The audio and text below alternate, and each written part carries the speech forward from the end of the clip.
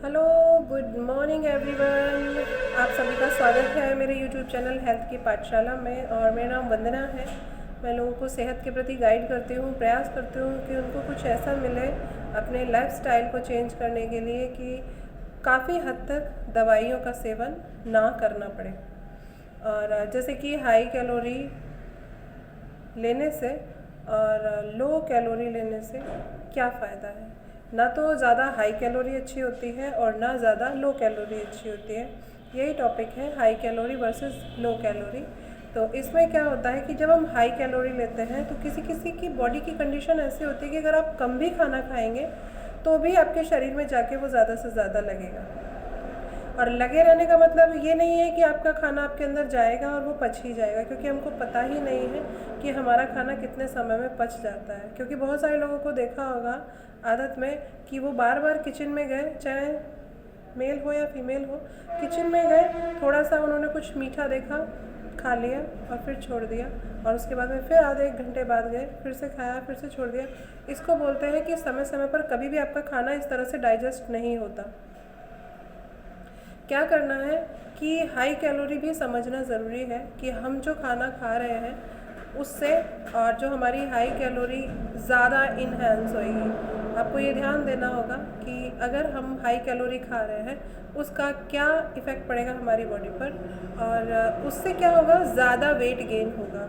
अब अपनी बॉडी से ये समझिए कि अगर आपके खाने पीने से आपका फ़ैट बढ़ रहा है तो ऐसा मान के चलिए कि आप कुछ भी थोड़ा सा खा रहे हैं तो वो आपके शरीर में जाके सीधा लग रहा है, और लगने से मतलब है वो आपके शरीर में जाके वो कैलोरी स्टोर हो रही है। क्योंकि आप जो हाई कैलोरी खा रहे होते हैं उसको बर्न करना बहुत ज़्यादा ज़रूरी होता है। उसके लिए हम लोग रेगुलरली कभी कभी एक्सरसाइजेस को मतलब जिम में चले गए, जिम में एक्सरसाइजेस करें। लेकिन जिम में भी एक्सरसाइज करने का फ़ायदा तभी है जब आप अपने खाने पीने को थोड़ा सा मेंटेन करेंगे। अब ये भी जानने की ज़रूरत है कि कितना आप खाना खाएँ, क्या खाएं क्या नहीं खाएं। इसी के लिए आपको हेल्थ कोच की ज़रूरत पड़ती है। क्योंकि जब आप एक हेल्थ कोच के गाइडेंस में आते हैं तो जैसे बच्चा टीचर के कहने पर ही पढ़ाई करता है, वैसे ही हमारे खाने पीने का शेड्यूल वो मेंटेन करते हैं और समझ पाते हैं कि हाई कैलोरी खाएंगे तो क्या होगा, और अगर हम अपना पानी रिक्वायरमेंट कंप्लीट नहीं करेंगे तो क्या होगा। ये सारे चीज़ों के सवालों का जवाब उस समय मेरे पास नहीं था जब मैं 100 kg में थी। क्योंकि मुझको लगता था कि हाई कैलोरी खा रही हूँ, लो कैलोरी क्यों खाना है। स्किन भी ख़राब हो रही थी, बाल भी ख़राब हो रहे थे, सेहत भी ख़राब हो रही थी, लेकिन सच में ही नहीं पता था कि मैं खा रही हूँ उसका इफ़ेक्ट क्या पड़ रहा है। क्योंकि अच्छा या बुरा बताने के लिए, आप क्या खा सकते हैं क्या नहीं खा सकते हैं, वो बताने के लिए मेरे पास कोई नहीं था।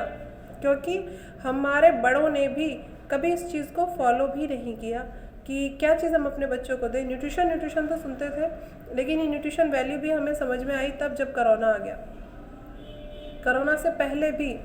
लेकिन आप ये बोले कि 100% लोग रूटीन को फॉलो कर रहे हैं या 100% अपनी हाई कैलोरी लो कैलोरी पर काम कर रहे हैं, तो ऐसा भी नहीं है। ये भी चीज़ आपको समझनी है कि लो कैलोरी, अगर आप अपनी बॉडी में हाई कैलोरी भी खा रहे हैं और अगर वो आपकी बॉडी में जाके नहीं लग रहा है, बार बार आपको वॉशरूम जाना पड़ रहा है, तो ये भी एक बहुत बड़ा इशू है। इसका मतलब या तो आपके पैरामीटर बहुत हाई जाएंगे आपके खाने पीने के हिसाब से, या फिर आपके पैरामीटर बहुत लो जाएंगे आपके खाने पीने के हिसाब से। तो इसलिए ही आपको हेल्थ कोच की ज़रूरत पड़ती है। क्योंकि सिर्फ इतना ही आसान नहीं होता है कि आप आपके बाकी की रिक्वायरमेंट क्या है, हमारी बॉडी को ज़रूरत क्या है और हम अपनी बॉडी को दे क्या रहे हैं। उस समय मेरी बॉडी को ज़रूरत थी मिनरल्स की, फाइबर्स की। आपके खाने पीने में वो न्यूट्रिशन वैल्यू जो 35 साल पहले थी वो अब नहीं है। क्योंकि डॉक्टर जैसी ही पढ़ाई हमारे पास है, हम लोगों को सेहत के प्रति नए रास्ते देते हैं और प्रयास करते हैं कि उनको ऐसे रास्ते मिले जो रास्ते मुझे मिले, और प्रयास करते हैं कि ये लोग समझें कि हम जो बाज़ार से पैकेट वाली चीज़ें या चिप्स या कुरकुरे या फिर हमारे जंक फूड, स्ट्रीट फूड, या हमारे ये ड्रिंक जो है जैसे कि आपका पेप्सी है, कोका कोला है, फेंटा है, लिम्का है। बहुत सारे लोग लिम्का को ये सोचते हैं कि इसको पीने से हमारा गैस नहीं बनेगा। नहीं, ये कोई इलाज नहीं है। प्रॉपर इलाज के लिए तो आपको या तो दवाई लेनी पड़ेगी या फिर कोच की एक अमेजिंग सी गाइडेंस लीजिए। और उसमें देखिए जब हम डॉक्टर के पास जाते हैं तो बुखार सही होगा क्योंकि हम बुखार के डॉक्टर के पास गए हैं, और अगर हमको नाक में दर्द है बुखार वाले डॉक्टर के पास चले गए तो कुछ नहीं होगा। ऐसे ही आपको अपने शरीर के बारे में जानने का हक है, अधिकार है। हो सकता है बहुत सारे लोग अनजान होंगे जिनको सच में नहीं पता होगा कि हाई कैलोरी खाने से क्या होगा, लो कैलोरी खाने से क्या होगा।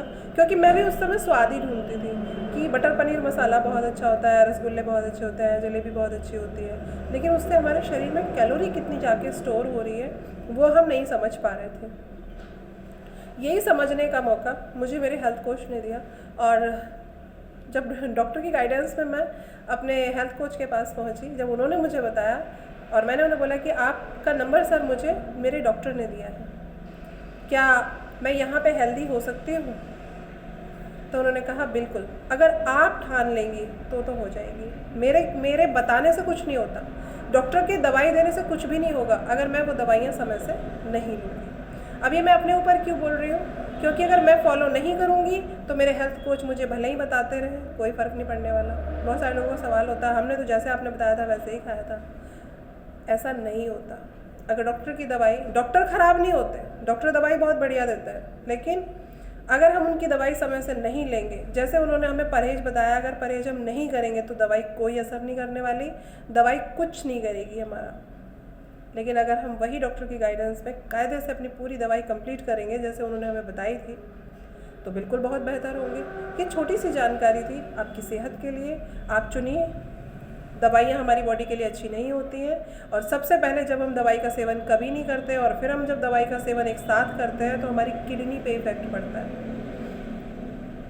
और जब बहुत सारी दवाइयों का सेवन करके लोग मेरे पास आते हैं कि मैम मेरी किडनी में ये प्रॉब्लम बताइए या वो प्रॉब्लम बताइए, तो देखिए डॉक्टर साहब का काम डॉक्टर का है, मेरा काम डॉक्टर का नहीं है, क्योंकि डॉक्टर के लिए बहुत मेहनत करनी पड़ती है। मैं आपके लिए, मेरे कोच ने मुझे जो गाइड किया उससे जो मेरा रिज़ल्ट आया वही मैं आपके साथ शेयर कर रही हूँ। तो हाई कैलोरी और लो कैलोरी का आज हम लोगों ने थोड़ा फ़र्क समझा। अगर ये वीडियो आपको अच्छा लगा हो तो इसे लाइक करिए, शेयर करिए और सब्सक्राइब करिए। आपको समझ में आए कि ये क्या अच्छा है इसमें, क्योंकि दवाइयों को सब जानते हैं लेकिन अमेजिंग न्यूट्रिशन को कोई नहीं जानता। तो इसको भी समझिए, और मैं मिलती हूँ आपसे नेक्स्ट किसी टॉपिक पर अमेजिंग से वीडियो के साथ में। सो बाय बाय एवरीवन।